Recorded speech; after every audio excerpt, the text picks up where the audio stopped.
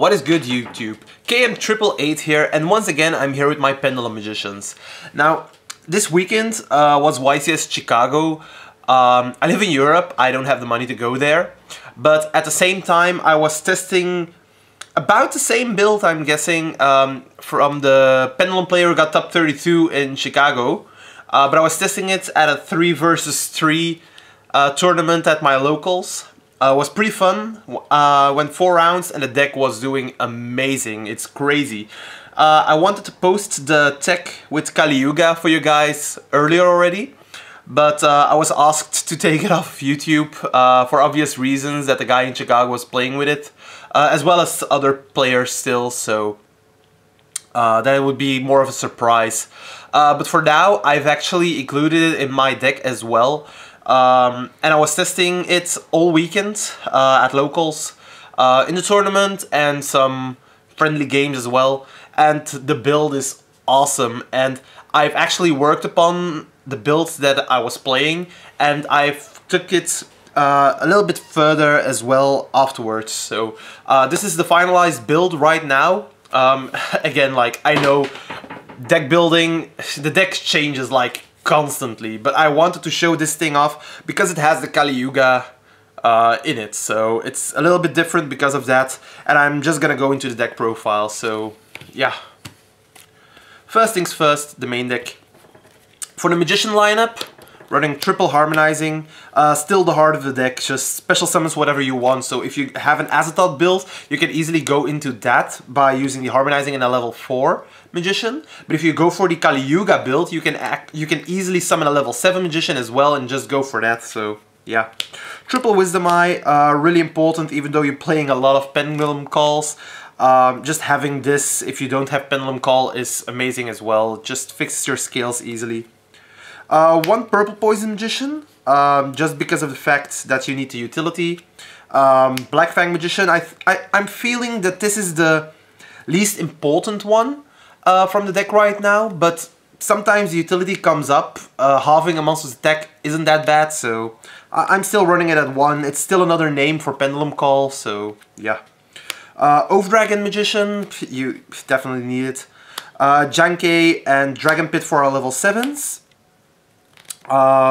Still both necessary, especially in this build where you need level 7s. So that's it for the Magicians. Of course, I'm playing the Time Gazer, but that's in the Turbo package. So yeah, for the Magicians, I'm playing 12, I think. 2, 4, 6, 8, 10, 11 Magicians. I feel that's enough. I'm playing a 42 card deck. Having 11 Magicians is actually a large number, I feel, so yeah. For turbo cards, triple Chronograph with the Time Gazer. Probably one of the most important cards in the deck. I'm like, if you can use Electromite to send this and add it back, it's awesome for the combo later, so you can summon a Time Gazer and go into Rusty like that, or use it as a fodder for the Strudo. So yeah, it's just awesome if you can use him like that. Triple Mythical Beast Master Cerberus. Nothing to say about that.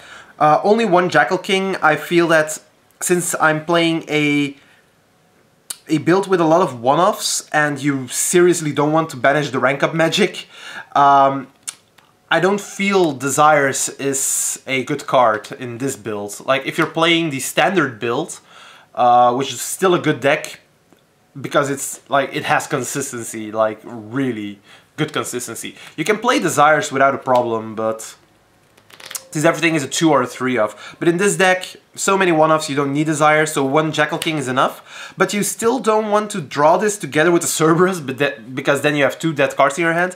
So I'm playing the Mythical Beast Basilisk as well. Basilisk has just been awesome for me. Like, having a turbo card like the Dark Worm with the Pendulum Call or a Shrine, having another normal summon to make Electromite, and then having the Cerberus just to get the Basilisk and trigger Electromite like that, you get 2 draws out of this one. So most of the time I go Cerberus first, so to check if they have Ash Blossom, you Shrine afterwards, and I already have the Basilisk in hand, so I can just trigger Electromite, draw 2 in total, like one of the Basilisk and one of Electromite. and get another level 4 in the extra deck as well. So it's just great to pendulum summon like that and make your plays out of nowhere, it seems. So also, sometimes it's on field effect also comes up. If you have a Cerberus and a Jackal King already in your hand, or a Cerberus and a Basilisk, you can search the other one, use the Basilisk to return a card from the extra deck to the main deck, draw one, and then use the Jackal King to summon the Basilisk. And if you have like any spell card in your hand, like a Pendulum Call at that point, or a Shrine or an Allure, you can easily put a counter on it. Set 2 scales, and then it has 3 counters, so you can add back the Jackal King, so it's a 3+1, because with the monster you're normal summoning, you're gonna make Electromine, you still have 2 cards in your extra deck to Pendulum Summon, so it's just a 3+1 from there on. That's it for the Mythical Beast engine. 2 Abyss Actor Curtain Dwellers, Curtain Raisers, sorry. I don't feel 3 is good. It doesn't come up that often that you need it. It's just there as another turbo card, so you're playing enough. It really doesn't matter that you're playing 2 or 1 even, I think, could be enough. But 2 just to see it a bit more, I guess. So yeah. As I said, I really don't like 3. It clogs too much, and it's just bricks, so yeah. For the Darkworm engine, triple Darkworm. This card is nuts. You really want it. And I'm playing 2 Gate Zeros. I feel like if you open a Gate Zero and you're only playing 1, you aren't going to net any advantage from the Darkworm, and you really want a second one. It's not that terrible because you're playing Kali Yuga build, so you need level 7s. Also, if you have to and you have Allure, you can easily Allure 1 away and you still have your low scale, you still have your level 7. Like, you can't brick on that in that retrospect, so yeah. I'm also playing 1 Destrudo.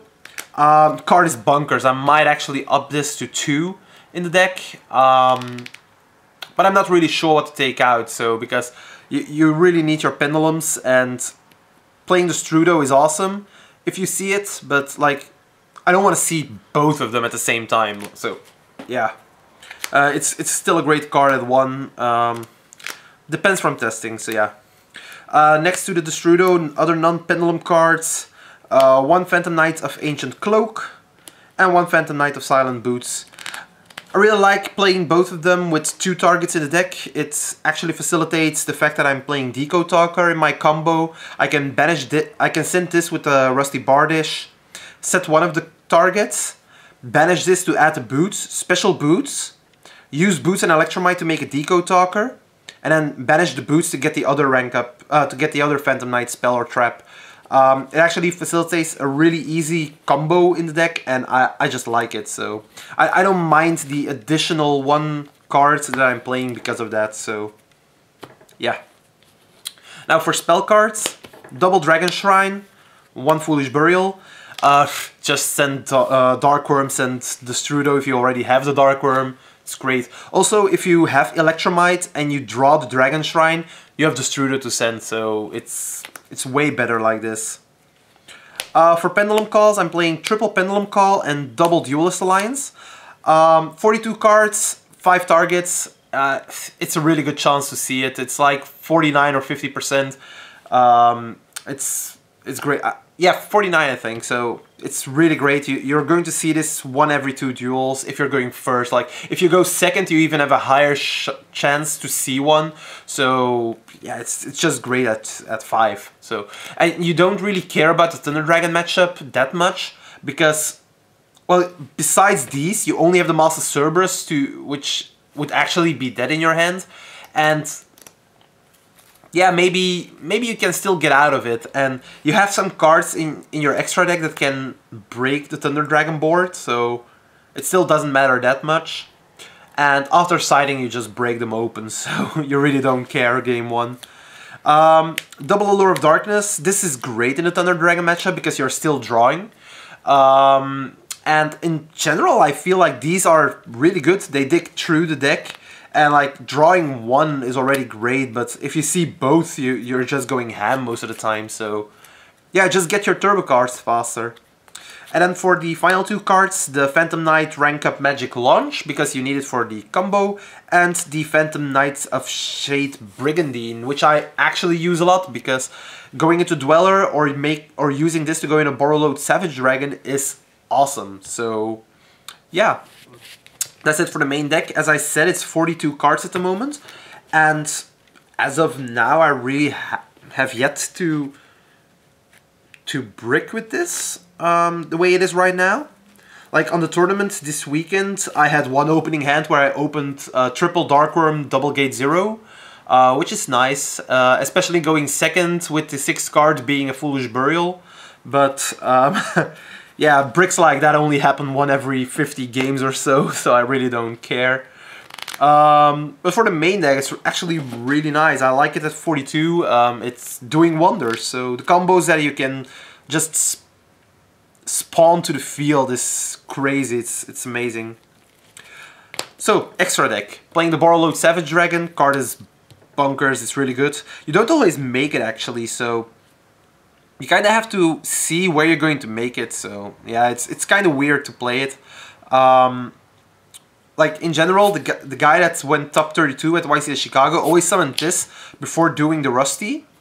But then you don't really have another way to make a Dweller. So they still have their graveyard effects, and if you're playing against things like Burning Abyss or the Thunder Dragons or the Dangers, they can still break your board, and I really don't like that. So I'd rather go for Dweller. Like, in general, it's a better option, I think. And if I can, I'll make this on top of that, so just in case of other stuff. But yeah, so Borrowload Savage Dragon and the Allies Meteor Burst Dragon, I do feel that you need to run it, especially since it's a Kali Yuga build. You need level 7s. And this is just a really easy way to make your Allies Absolute Dragon in case you don't see Darkworm. So, yeah. Next to the Allies Meteor Burst Dragon, we're playing some other Allies cards. We're playing the Allies Vortex Dragon and the Allies Absolute Dragon. I still like to go into Vortex Dragon if you go second. If you go first, you're like always gonna go into Allies Raging Dragon, because it's the, like, you get the Allies Absolute on the board and you summon Allies Raging Dragon off of it. And because of that, you can use the PK rank up magic to go into DDD Duo Dawn King Kali Yuga. And this just blocks your opponent out of the game entirely. It's kind of crazy what it does, but I like it. It's been well, and it's just great in general. So like, even going second, if you can drop this on an older guy's player, they just cry. Like, all their cards are negated on the field, and then you just blow them up, and even if they have Strike, the effect would be negated by Kali Yuga. So yeah, just blow up everything, so that's actually pretty fun. The one card I really like to make next to the Kali Yuga is Abyss Dweller. It shuts down the graveyard, so you shut down the field with the Kali Yuga, you shut down the graveyard with the Dweller. Like, if Kali Yuga wouldn't nuke all of your cards as well, like, your effects are also negated. Like, you could find a combo where you have Mind Drain as well, so they can't use hand effects. But sadly, Kali Yuga would negate the Mind Drain, so yeah, there's that. But this is like almost always game. If you get it on, if you summon Kali Yuga, you should win the game. Like, if they have an out, they have the out. So, but else you win. Time Thief Redoer. I am not playing the Azathoth in the extra deck. I am playing it in the side just for some other matchups, because like, going first in the first game, you never know. You should never know what you're playing against, and then you always try to go for Kali Yuga. It's the better play. Like, no questions asked. Like, you can go against Thunder Dragons and then like Azathoth would be a better play, but you don't know that it's Thunder Dragons. You could very well be facing Sky Striker, Altergeist, Guru Control, like any other deck. Like, the Kali Yuga is just better at that point. But I do like the Time Thief Redoer as a card in my extra deck on its own already. Like, if you make it with the trap card, which is pretty easily to do, you already get a non-targetable removal from the field. That's awesome on its own. Like, this card doesn't detach as a cost, and it doesn't target if it wants to spin something to the top. So that's just crazy. It's a really good out for like anything, so I like it going second. But it's also funny in the Sky Striker matchup. I've had a game against a friend of mine, who is a really good player, and I went and he's playing Trickstar Sky Striker, and I summoned this, and I got 2 draws off of the Time Thief because I kept stealing spell cards.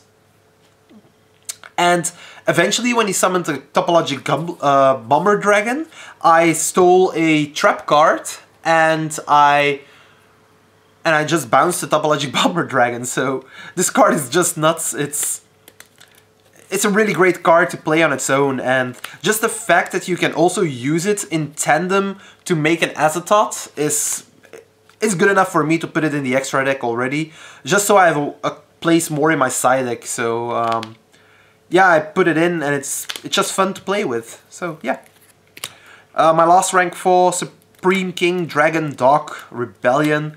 The card is actually good. It's when you're going second, you just make games. Like my opponents mostly have cards on the board with like 3,000 attack, and they're just sitting there like in attack position screaming for Dark Rebellion to end their lives. Just summon this as 5,500 damage on a 3k beater. It's like really good. For Link monsters, Electromite and Underclock as Link 2s. I don't feel you need more. Sure, it would be nice to have another monster with diagonal markers, but yeah, it's most of the time enough. The Phantom Knights of Rusty Bardish. The card makes everything possible. Deco Talker, I end my board on these two, so like Deco Talker is in the extra monster zone and the Rusty is pointing downwards to it, so it's pretty much fun. And then for the last 2 monsters, 1 Borrelsword Dragon, OTK Boy. It's one of the best cards in the game right now. If you go second and you make this, you should win. If you don't, watch out. Because people will try to steal it with Borrelword Dragon. Which can happen a lot. But these 2 cards in general are really good against Thunder Dragons as well. Going second, you can just steal their Colossus and yeah, end games like that, so I like having both in the extra deck right now. It's come in handy when I need it. So yeah, if you have the room, definitely play both. It's really important. That's it for the extra deck. Side deck now. I am going to show it because I feel like the metagame hasn't established really yet, but I have a good grasp on it already, so yeah. The 1 Outer Entity Azathoth, I like to side it in against certain matchups, although you have to be wary against things like Burning Abyss or like other decks that main deck Kaijus. I've had it a couple of times where I did a combo and I wanted to make the play for the Azathoth, but then they had a Kaiju, so I was also happy that I still had a Dweller because of that, but yeah, like against BA, it's better to make a Dweller than to make an Azathoth. It's crazy. Like maybe keep the play for the Azathoth for like your second turn. Like if you can't OTK them, if you have this at that point, it's actually better because ending your first turn, they'll probably Kaiju already and then try to OTK you. But if they fail, like you have the Azathoth as a backup plan, and I feel that's the way to go against Burning Abyss right now. Next to it, I'm playing double Jizukiru. I still like the Jizukirus, just because they allow me an OTK against Sky Striker.